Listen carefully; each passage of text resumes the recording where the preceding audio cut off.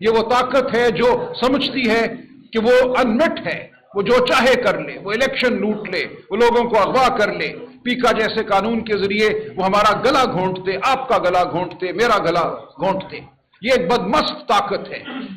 میں آپ کو بتاؤں بہت مواقع ایسے آئے، عمران خان اگر چاہتا تو کوئی ڈیل کر کے باہر آ جاتا، لندن چلا جاتا۔ پہلے لوگوں نے یہی کیا ہے۔ پاکستان کا اصل مسئلہ یہی ہے کہ جمہور کی آواز نہیں سنی جاتی، عوام کی آواز نہیں سنی جاتی، فیصلے بند کمروں میں ہوتے ہیں، ایسے ہیں کہ وہاں باہر نکلا نہیں جا سکتا، لوگ اپنی حفاظت کرنے پر خود مجبور ہیں۔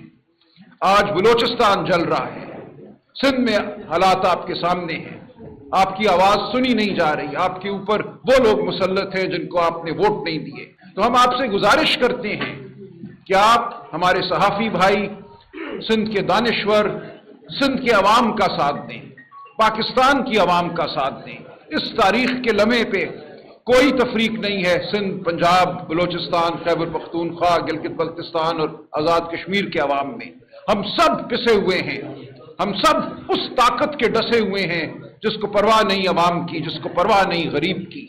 یہ وہ طاقت ہے جو سمجھتی ہے کہ وہ انمٹ ہے، وہ جو چاہے کر لے، وہ الیکشن لوٹ لے، وہ لوگوں کو اغوا کر لے، پیکا جیسے قانون کے ذریعے وہ ہمارا گلا گھونٹتے، آپ کا گلا گھونٹتے، میرا گلا گھونٹتے۔ یہ ایک بدمست طاقت ہے۔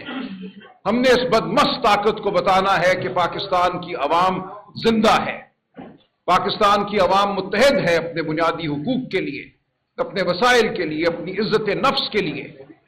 یہ ہے ہمارا پیغام، یہ ہے عمران خان کا پیغام جس کے لیے 2 سال سے وہ جیل میں ہے۔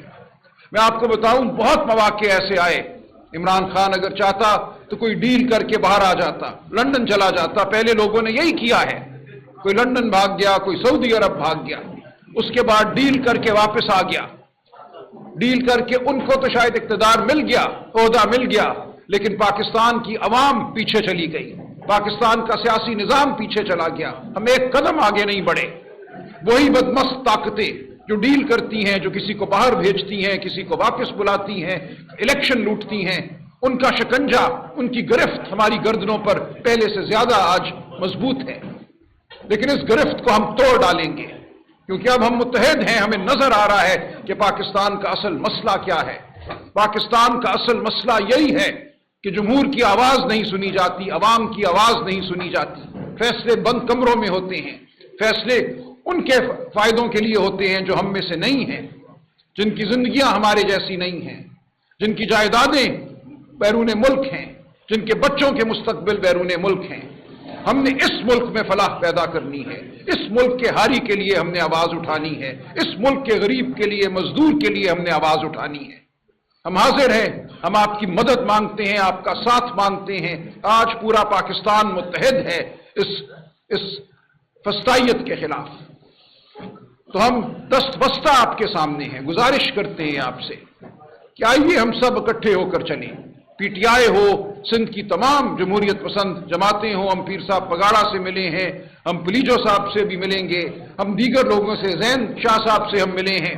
ہم سب کو دعوت دے رہے ہیں، جو عوام کی سیاست کرنا چاہتا ہے، جو غریب کی سیاست کرنا چاہتا ہے، حاری کی سیاست کرنا چاہتا ہے، ہم اس کے ساتھ چلیں گے، وہ ہمارے ساتھ چلیں گے۔